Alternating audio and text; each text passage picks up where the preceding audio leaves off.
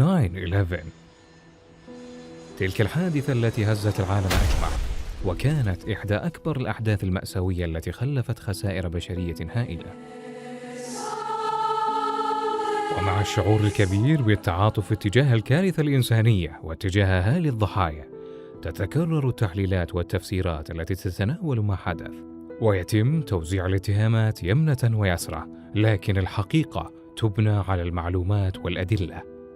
في كل عام يتكرر ذكر اسم المملكة من قبل بعض الأطراف في محاولات فاشلة لربطها بالأحداث دون استناد على أدلة أو براهين، رغم أن السعودية كانت من أوائل الدول التي أدانت واستنكرت هذا العمل الإرهابي البشع، وكان لها السبق في جهود مكافحة الإرهاب والتطرف. If this case is proven beyond doubt that the Kingdom of Saudi Arabia, the Arab people, the Muslim people will help to expose the identities of the perpetrators of this crime. Lately, the media mentioned Osama bin Laden as a Saudi citizen. We in the kingdom, the government and the people of Saudi Arabia refuse to have any person affiliated with terrorism to be connected to our country. فريق شرارة أخذ على عاتقه مهمة البحث وجمع المعلومات والأدلة المتعلقة بالأحداث بهدف وحيد، وهو الوصول إلى الحقيقة. علاقات متينة. يعود تاريخ العلاقات بين المملكة والولايات المتحدة إلى عام 1945، عندما التقى الملك عبد العزيز مع الرئيس الأمريكي فرانكلين روزفلت على متن سفينة كوينسي بقناة السويس. العلاقات السعودية الأمريكية أكدت رسوخها على مر التاريخ، وأثبتت أنها ولدت لتبقى، وأنها قائمة على المصالح المشتركة بين الرياض وواشنطن. Perspective of the United States of America is truly bipartisan. It started with President Roosevelt and it continued since then. And we had very excellent working relationship with every president since President Roosevelt. The relationship there has been a good one for a great many years. Much of my adult lifetime, we've had a relationship with Saudi Arabia during and since the Gulf War. Obviously, it has been a very close working relationship from a military to military standpoint. وقبل أحداث 11 من سبتمبر وبعدها دائما ما أكد المسؤولون الأمريكيين بأن السعودية هي دولة صديقة، وأنها الحليف الموثوق به في المنطقة وشريك أساسي في مكافحة الإرهاب. فترة الثمانينات.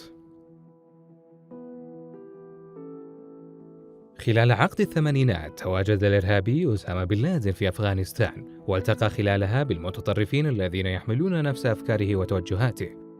وفي عام 88 أسس تنظيم القاعدة في أفغانستان، حيث جمع التنظيم آنذاك مختلف الفصائل الجهادية المتشددة، واستقطب المتطرفين في صفوفه، وبدأ يدعو للجهاد الدولي.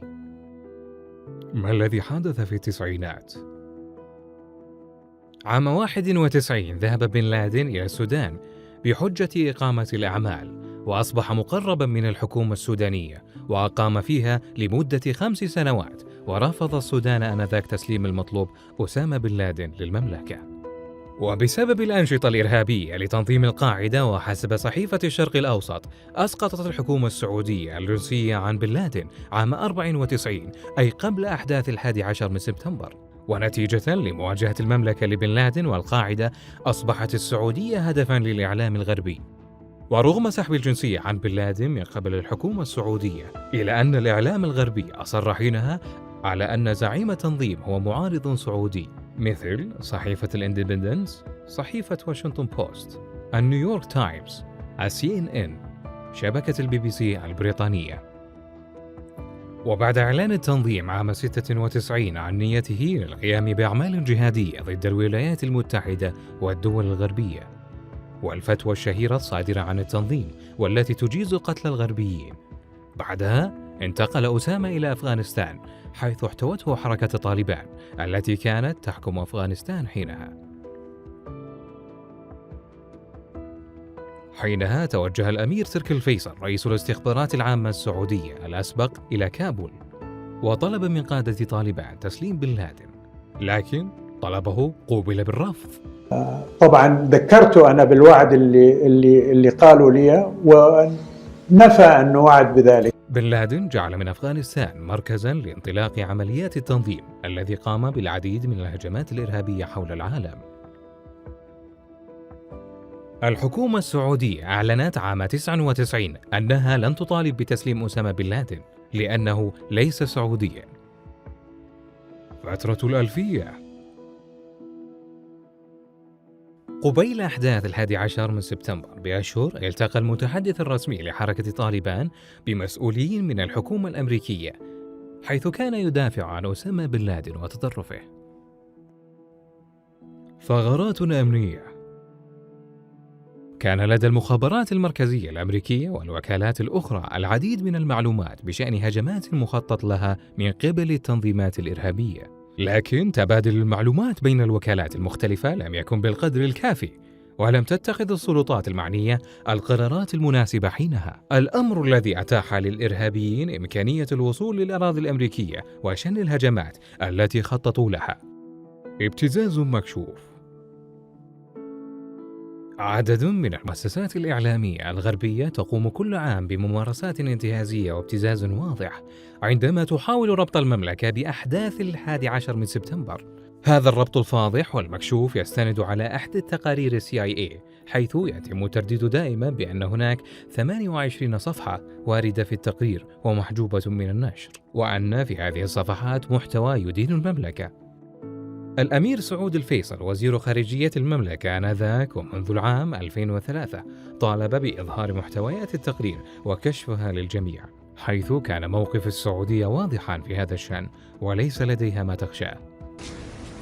We have nothing to hide, and we do not seek, nor do we need to be shielded.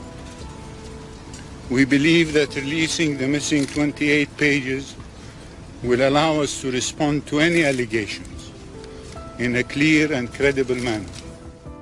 وبعد 15 عاما من إطلاق هذه الأكاذيب، تم الكشف عن 28 صفحة في عام 2016، حيث لم يرد أي شيء يدين المملكة، ولم تظهر أي أدلة أو اتهامات ضد السعودية، كما كانت تروج بعض المؤسسات الإعلامية ذات الأجندة الخفية. والآن من جديد، بعد قرار الإدارة الأمريكية بمراجعة كشف الوثائق الخاصة بحادثة 11 من سبتمبر، رحبت المملكة بالقرار، إذ أنها كانت تطالب بذلك منذ عام 2003. فالمواقف السعودية ثابتة منذ بداية الحادثة، حيث أن السعودية كانت ضد تنظيم القاعدة وزعيمها، وسبق أن حذرت المجتمع الدولي الذي كان متراخيا حيال التنظيم الإرهابي وزعيمه آنذاك. We called them terrorists before 11 September.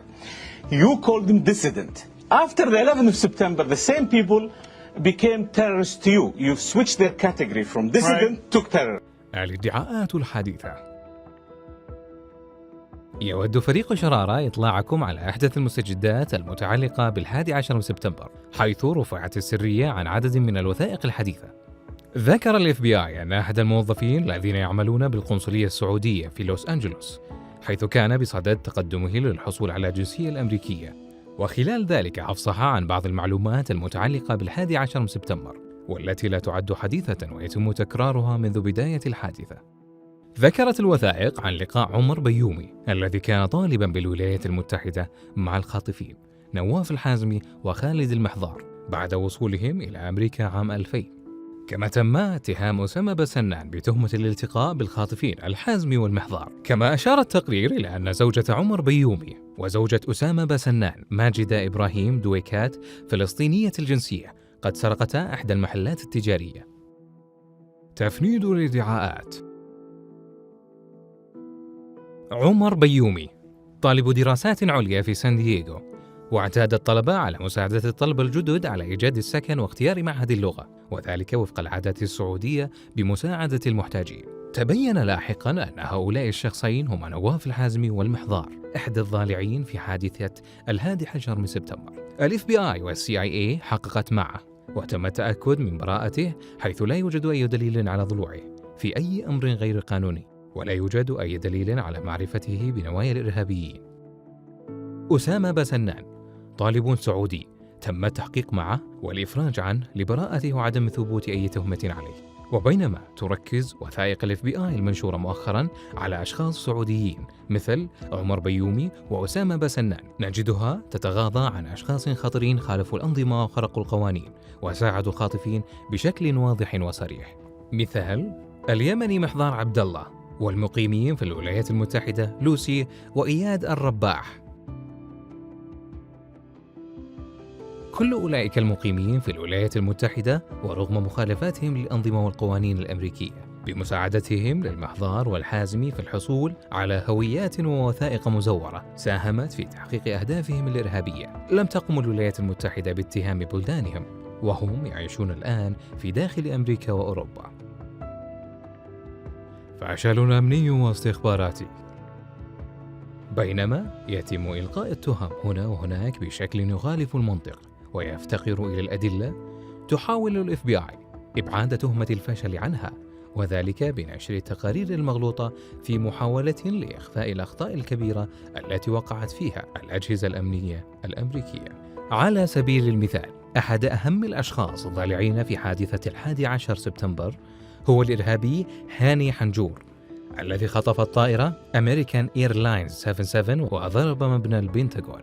الإرهابي حنجور مقيم منذ مدة طويلة في الولايات المتحدة، وسبق أن حذر عميل الFBI منه، وذلك قبل الحادثة ب3 سنوات. More tonight on the FBI and the September 11th hijackers. There's been speculation for weeks now about how much the government actually knew about what a group of Middle Eastern men taking flight training in Arizona was up to.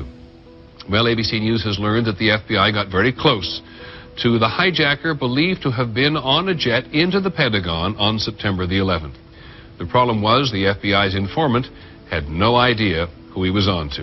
ABC's John McCarthy has an exclusive report from Washington. Alkai Collins says he was paid $2,500 a month as an FBI informant in Phoenix.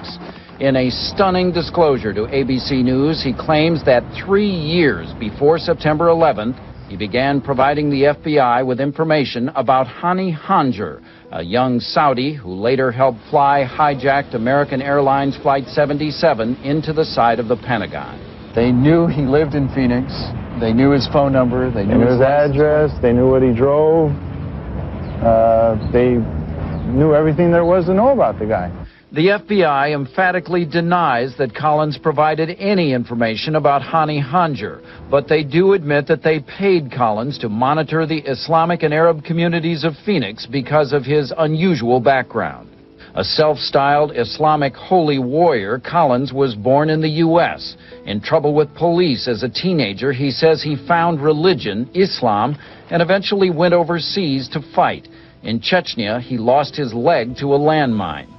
Once in Phoenix in 1996, the FBI asked Collins to focus on a group of young Arab men, many of whom were taking flying lessons. Hani Hanjour was part of the group. They drank alcohol. They messed around with girls and stuff like that. They all lived in an apartment together, Hani and the others. Collins said he provided the FBI with basic facts, letting the FBI take it from there. And when I said there's this, short, skinny Arab guy who's part of this crowd, drives, such and such a car, I assumed that they would then, start tracing him and see who his contacts are. The FBI in Phoenix either failed to monitor Hanjour's communications or Hanjour himself practiced extraordinary skill in hiding his intentions because the FBI never regarded him as a threat. Much to the dismay of the FBI, Collins has written a book about his exploits, soon to be published, called My Jihad. The FBI was not alone in failing to predict Hanjour and his group were dangerous. I can't figure it out either. How they went from their backyard to flying airplanes into buildings. Congress cannot figure it out either, as it continues to demand answers from the FBI. John McCarthy, ABC News. إضافة إلى إيقافه من قبل السلطات في مخالفات مرورية واستخدامه لإثباتات وبطائق ائتمانية مزورة وكل ذلك داخل الأراضي الأمريكية. كما تم إيقاف حنجور عام 1990 لاشتباهه في قضية قتل أحد أئمة المساجد في أمريكا.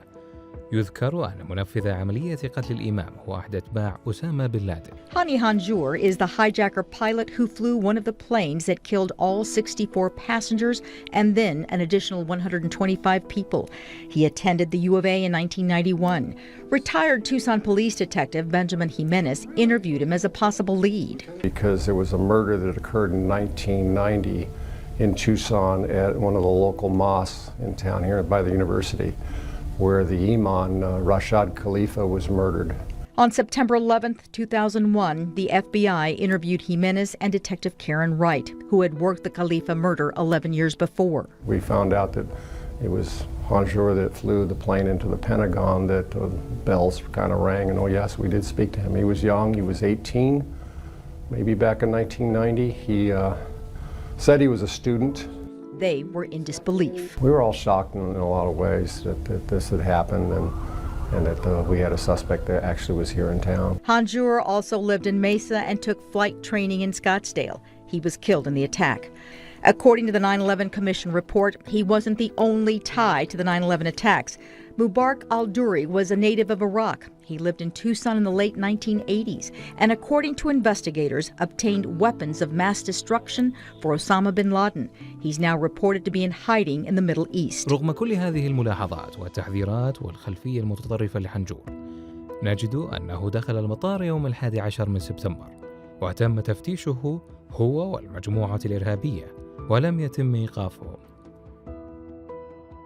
أيضاً عندما نأتي لشخصيات أخرى كالإرهابي نواف الحازمي الذي ينتمي لتنظيم القاعدة في أفغانستان وتدرب على يد قادة التنظيم، وكذلك المحضار الذي شارك مع التنظيمات المتطرفة في إحدى مناطق الصراع. Sources say the FBI was informed that Khalid al-Midhar and Salim al-Khamzi were associated with Osama bin Laden and the bombing of the USS Cole. One source confirms al-Midhar was seen on surveillance tape in Malaysia, meeting with the suspect in that bombing. نجد السلطات الأمريكية سمحت لهم بالدخول إلى الولايات المتحدة الأمريكية رغم علمهم بالخلفية الإرهابية لهؤلاء.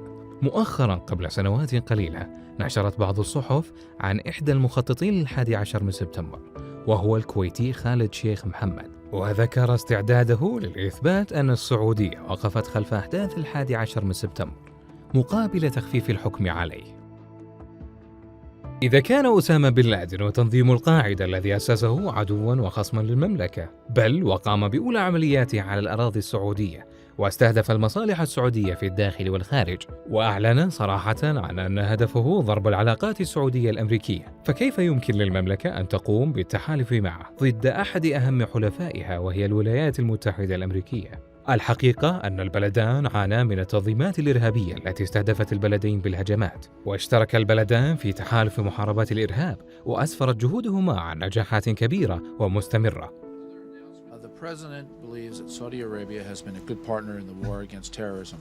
الاتهامات التي طالت المملكة هي من أطراف لديها مصالح حزبية ضيقة وأجندة خفية تسعى من ورائها للإضرار بمصالح المملكة، لكن العلاقات السعودية الأمريكية الوثيقة والمتينة هي خير شاهد على بطلان هذه الأكاذيب، حيث تجمع البلدين علاقات تحقق مصالح البلدين وترسي قواعد الأمان والسلم في المنطقة والعالم.